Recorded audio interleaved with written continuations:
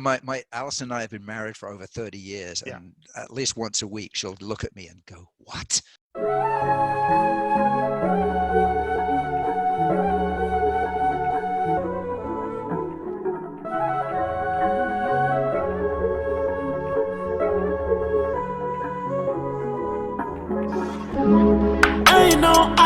I know that you're drunk. Hello and welcome to the Cloud Therapist vlog. I'm Richard Simon, and my guest today is John Kerr from Mastering Technical Sales. Hello, John. How are you doing? I'm doing fantastic this morning, Richard. As you can see, I'm bathed in Florida sunshine, so Don't make me jealous. Don't can't make me complain. jealous. Yeah. You're making me jealous. Excellent. So I appreciate you coming on to this talk with me. I've really kind of enjoyed the sort of stuff that you guys do, and we'll get into that, of course, in a little bit more detail today. But just I kind of just wanted to first of all maybe just start with an intro: who you guys are, what you guys do at MTS or Mastering Technical Sales, and we can just go into sort of that as a good start, I guess. Go ahead. Sure. Well, so first of all, you've already picked up the acronym, right? So we refer to ourselves as MTS, Mastering Technical Sales. I'm the managing director and author of Mastering Technical Sales. And we basically my company exists to serve the professional skills needs of pre-sales engineers, to use the generic term, all over the world. And we do that in multiple ways by delivering workshops, used to be physical, now predominantly virtual. I do management consulting, keynote speeches, all of that in, I think, 6 different languages now to 250 different clients. So from a humble beginning, we've grown quite a bit. The company itself is based on the book, as I said, so I'll bring up my visual aid here. So this is the 3rd edition of the main book, Mastering Technical Sales, and we'll get into the genesis story of this, I think, a little later. And then we have 2 subsequent books, The Trusted Advisor Sales Engineer, and then recently, in the last 3 or 4 months, the brand new one, the Sales Engineer Manager's Handbook. So this caters towards the people who actually lead and manage sales engineers. So briefly, that's who we are and what we do. Brilliant, fantastic. Yeah, so I mean, I obviously kind of came across you guys when I was at SUSE. That's when you actually came in and presented to us there and did the training session, and I found it really excellent. And obviously the thing for me was that it was very much focused on systems engineers and sort of technical sales people, rather than being a sales course that the techies were also happen to be attending as well, or being forced into attending, as well as always probably the case.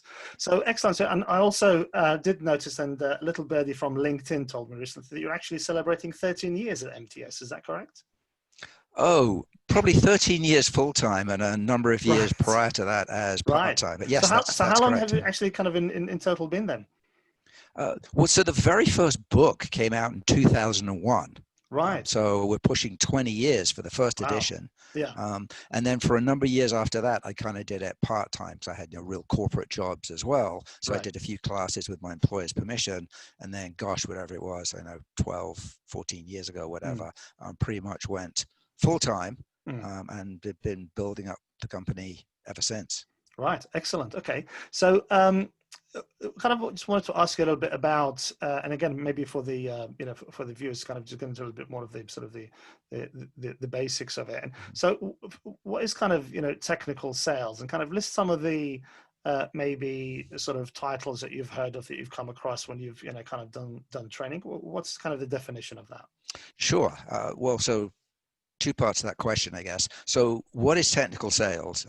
So you can think of a sales engineer, we use the generic term, as kind of the technical conscience of the sales force. So I describe it as, if you think back to the before times, before COVID, you'd have the glad-handing sales rep who would come in, hey, how you doing? Shake everybody's hand, take the execs out, buy them a nice steak and a bottle of red wine and do the schmoozing. And then as soon as it came to the point where you actually had to talk about the technology or show how the technology works, that's where the sales engineer comes in. So the sales engineer is the partner to the sales engineer. and is the more technical one, but not the not necessarily exclusively technical, matched up to one or more salespeople. Right. Yes. Part two Sorry. of that, if you talk about titles, like, gosh, as I've traveled the world, I think I'm up to pushing 50 different titles now. So you have sales engineer, solution architects, customer engineer is a new one. In the last 6 to 12 months, there's been a number of titles that now have cloud in it. Yes. So you have cloud reliability engineers, and we still have good old customer success managers. So they come in all kinds of different flavors now, and there are many battles fought about what you should call the profession, but sales engineer is kind of the classic, central one that everyone uses, and that's kind of what government agencies use as well if they want to categorize our job and our role. Right. Yeah. I mean, I've certainly had my fair share of those. Everything from pre-sales, systems engineer, sales engineer, solution architect. More recently, I've obviously with the kind of the advent of of cloud. Seen things like site reliability engineers, customer reliability engineers, yes, the cloud reliability engineers, and so on. So yeah, it does, and I think the issue that I find with it, and I'm sure you probably agree with that, is that it's the kind of borders for these, if there are any such things, tend to be quite blurred as well. So there's a lot of kind of overlap in terms of that. And kind of look at one job description. To me, it reads like a solution architect, but actually it's more of a SE role, and vice versa sometimes. So it can kind of be quite confusing out there.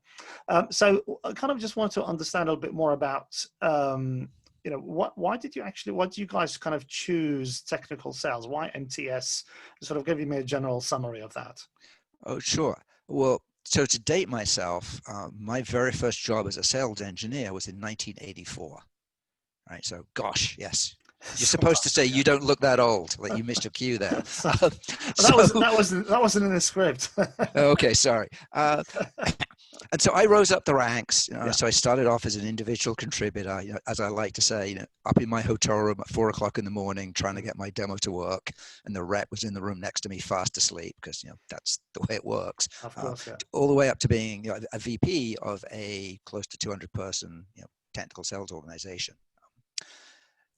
About 20 years ago, I just got really tired and frustrated because I couldn't find anybody who would come in and train my people in what they did.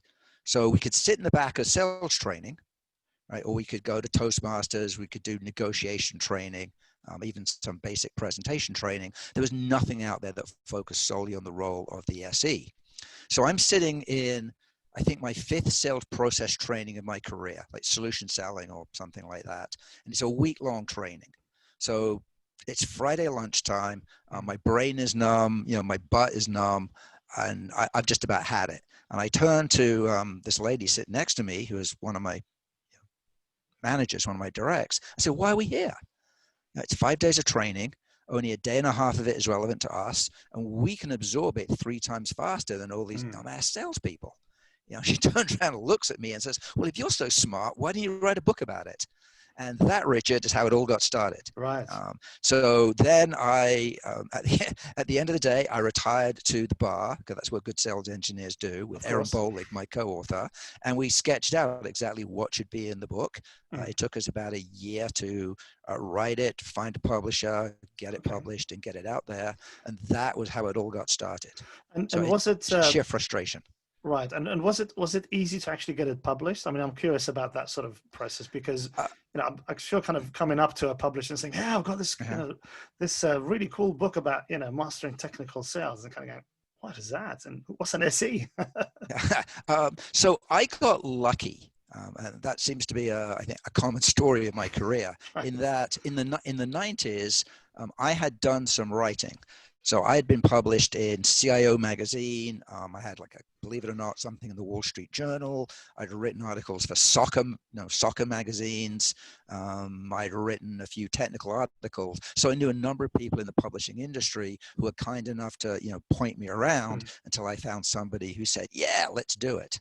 Okay. So I had a little bit of a head start, and that was somewhat fortunate for me, and I totally appreciate it. And would you say kind of having that sort of a little bit more roundedness in terms of doing other things as well, is that kind of helpful to not just kind of build up the confidence to write something like that, but just kind of gives you that sort of extra cushion to, to be able to, get into that sort of subject and write something as extensive as a book? Uh, It certainly helps. I mean, you have to have some, communication abilities. And the book was entirely written by Aaron and myself, so there's no ghost writing or anything like that, Right. which Hollywood movie stars and politicians seem to do all the time. So I mean, we wrote all 125,000 words in the book. So the number one piece of advice I give to people who want to write a book is just get the words down on paper. You need to get the thoughts and the ideas out of your brain, put them on paper, and then have some structure around them so that they become memorable, interesting, compelling to the people who read it. Sure. So it's not just the writing, it's then, well, how do you structure it? And if you think about it, that's not too different from the job we do as a sales engineer. Is, we process and handle a lot of data, but then how do we package that up and, position it such that our customers remember what makes us, memorable, interesting, and compelling. So the same thing kind of applies when you're writing. Sure. And I mean, so you guys in this sort of space of technical sales are quite unique. And I mean, I obviously, like I said, when you guys delivered your course to us, and I was in that course, I very much appreciated that. And that space itself is not kind of just focusing in from a sales angle, but there was a lot of stuff in there that was actually quite technical in terms of not kind of doing something technical, but certainly kind of approaching a technical subject, if you like, which I think again was a good way to kind of motivate the audience that you had. So it wasn't kind of preachy in terms of this is how you got to do it, but it was actually getting into the the psyche of delivering something for the customer, a solution or a presentation or a demo, whatever it is, that would actually be useful in a technical sense to the customer. Would you agree with that? Kind of, was that sort of a gist of some of the things that you were talking about? Oh, definitely. I think you absolutely nailed it there. And if you think about who our target audience are, I mean, almost always there's that word engineer in the title. What engineers do, they like to pull things apart, see how they're made, and then hopefully put them back together in one piece and maybe a little bit better. So if you just tell somebody you should do it this way, but don't give them the big why, and then explain to them how they can then put themselves into it and make it a little bit personal in terms of grabbing a customer's attention and understanding how it works, and being a little bit manipulative in the psychology of your interaction with the customers. I think that's what lights the engineers up, or the engineering side of the brain for people in the classroom, whether it's a physical classroom or a virtual classroom. Sure. Right now. And one point on that is what we've discovered is it's really important that sales engineers are taught and trained these techniques by other sales engineers. Right. Now, if I put somebody in a room to train a whole bunch of SEs and they do not have SE experience, they just get eaten alive. I mean, it's brutal. So yes. No, I can appreciate that, and I think that's probably comes across as more convincing, definitely. So kind of in your travels and when you've kind of delivered these sorts of courses, what sort of comments have you actually had from the people who have been on your course or actually sort of read your books, and just kind of give us some ideas of that? Anything anecdotal, anything that you kind of find interesting? Oh, wow. Well, so an anecdotal one is a number of years ago, I made some special videos for a very large hardware company prior to their national technical sales kickoff meeting, which was in Vegas. Okay. And then I was going to go to Vegas and I was going to run a whole bunch of workshops, and it was being held at the Cosmopolitan Hotel in Vegas. I don't know if you know it, but kind of a nice hotel. Yeah. So I walk into the lobby, just carrying my bags, and suddenly about 40 or 50 random sales engineers just come running up to me and say, "Hey, John, how you doing?" And they're shaking my hand. "Saw you on the video." And so the hotel staff think I'm an absolute Hollywood rock star. And they bring me over, they take me into the VIP room, like, you get this gorgeous suite and everything. And like, I had no idea. So sometimes you get the a little bit of fame like that. It's not always that good though. So what I love to hear is when you have an SE in the room and you just see the light bulb go on above their head. Yeah. And in some cases, it's because you've actually taught them something new.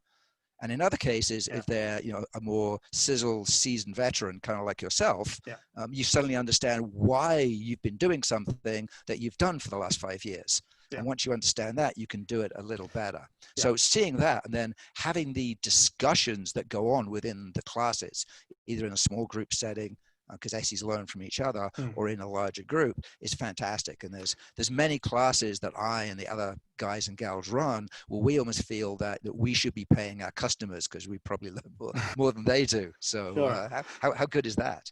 Yeah, no, absolutely. And I think you're quite right. I mean, one of the things that I sort of got out of the course certainly was really an affirmation in terms of some of the things that I was doing or had been doing and the way that I was doing them. So that was certainly very good. But there was always room to learn more, and I certainly picked up a bunch of stuff from the session with you guys, and I found it really interesting. And I just kind of interacting and talking about those things, and like I said, sort of getting sort of an echoing of some of those things that you do when you're engaging with customers, talking to customers and so on. Certainly very useful. Excellent. It is. And sometimes it's just little things. I mean, there was an instance earlier this year where we had quite a seasoned SE on the call, and she was challenging a lot of things that we were saying, and that's fine. And then we had a discussion about the way that she was phrasing things at the end, and she'd finished a lot of things with any questions. Yes. So my coaching back to her was, maybe you don't want to finish with any questions. If you're going to ask that, instead of asking a closed-ended question that's either going to get a yes or a no, or in many parts of the world, total silence, why don't you make it a little more open and say, so what questions might you have for me? And just that simple rephrasing where it's an open-ended question with the expectation that it's okay to ask questions. Our research shows that you can get almost 50% more questions, even in places like Malaysia and Singapore and Vietnam, than you would otherwise. Interesting. And so, and then she contacted me about 3 or 4 weeks later and sent me a really nice email and said, it works. Like, I didn't believe you. Like, I just thought it was the most ridiculous thing I'd ever heard, and it worked. And so it's little wins like that you get in the classes that you're going to go, yes. And it's those sort of subtle tweaks, if you like, to the way that you kind of conduct yourself. Really excellent. Yeah. So, John, outline to me some of the sort of the contents of your training courses, and what do you guys kind of deliver in those, please? Sure. So one of the benefits of being married to a teacher, my wonderful wife Allison, is that we structure everything in an educational format. So we actually have a curriculum, and classes actually have numbers and everything else. So the workshops that we do, and there's about 20 of them at this point, we broadly categorize into like 3 levels. So there's the 100 level, which is we call the fundamental skills. So that's things like presentation mechanics, basic business value discovery, first pass demos, technical account planning, things like that. Level 2 are the applied skills. So that might be things such as answering questions, also known as objection handling, whiteboarding, some more advanced demo techniques. And then level 3 is some of the more advanced skills. So that might be things such as the executive connection, becoming the trusted advisor, and some interesting things we do around just improv when things go wrong. Right.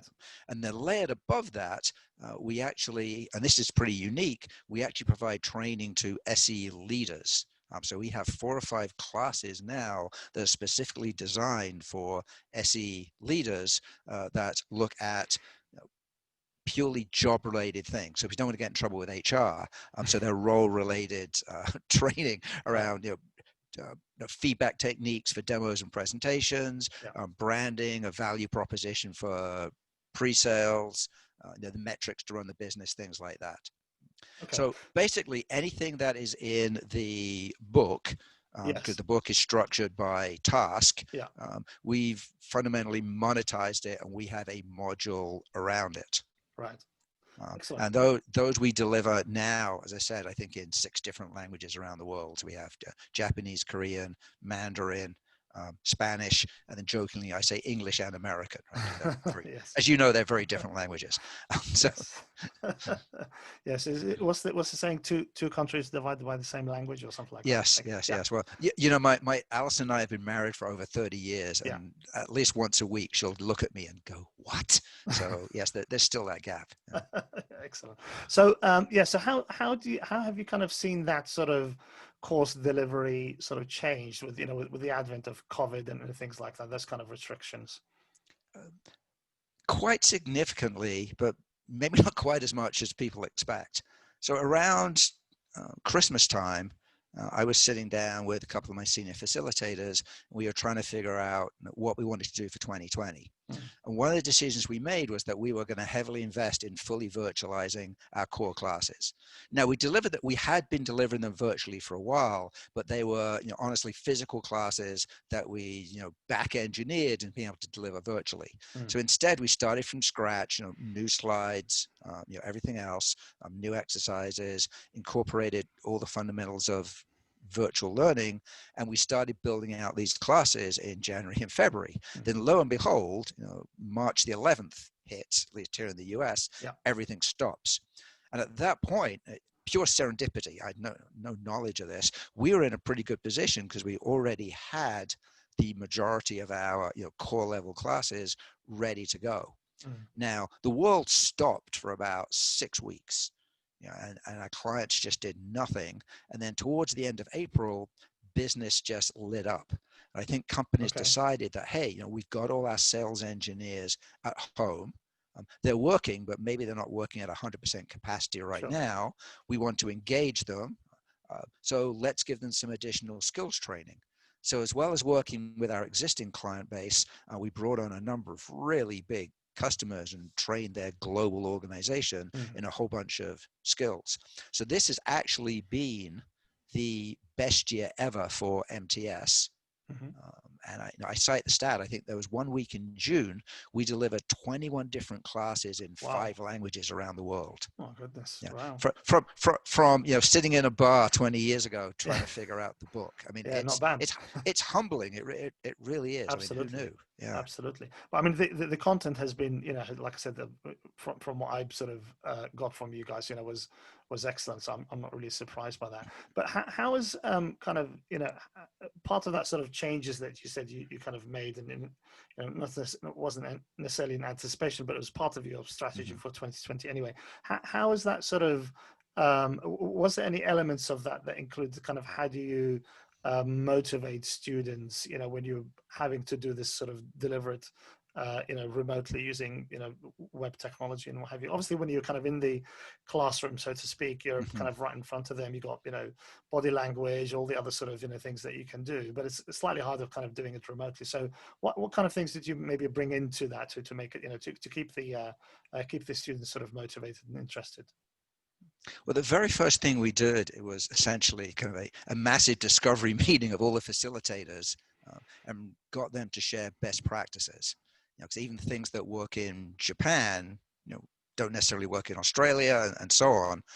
So we shared best practices, and fortunately, also one of our facilitators, a guy called Art Fromm, is like a virtual guru.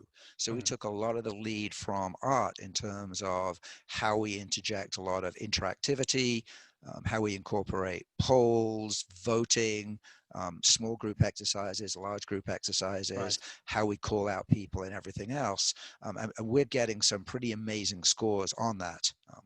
My rule of thumb is, if you got graded on a scale of 0 through 5, for how good the class was in terms of student engagement, normally virtual scores are about half a point below physical scores. So if you got a 4.5 delivering face-to-face, you'd expect a 4.0 virtually. What we've discovered over the last few months is the gap's rapidly closing. So I think people are now becoming more used to absorbing information over Zoom, and also organizations like myself, I don't think we're unique, is getting better at the fine tuning of delivering it as well. Right. And how do you see, in terms of the role itself, this is sort of technical sales role. What sort of traits kind of do you think make a good technical salesperson? What do you guys kind of project when you're doing your courses? Oh, wow. So when we work with hiring managers, for example, I think a lot of it comes down to ability and attitude. So attitude you can figure out fairly easily. But if you think about what sales engineers really do, there's two fundamental things. One is that we like to fix things, right? So we provide solutions. So we like to fix things and make things better for the customer. And secondly, we are by nature pleasers, right? So we like to make everybody happy. And Absolutely. we're probably unique in that we actually have three customers, because we have the sales force, who's our customers. We have our external partners, who are also our customers. Plus we have the end user customers, the Mercks, the Glaxos, the JP Morgan Chases, right? So we have that kind of triumvirate of people that we as sales engineers try to make happy. And a lot of that comes down to attitude. So as a hiring manager, that's what I always look for. Unless you're pulling somebody in from the marketplace, who's got that fairly unique blend already of technical skills, business skills, and professional skills, that you need to make a judgment about which one is most important to you and which of the other two can be trained. Right. And different companies, depending upon what they sell and whom they sell to, make that call a little differently. Thank you for watching this talk. Please like, share, and subscribe if you enjoyed the content. Look out for part 2 on the same channel.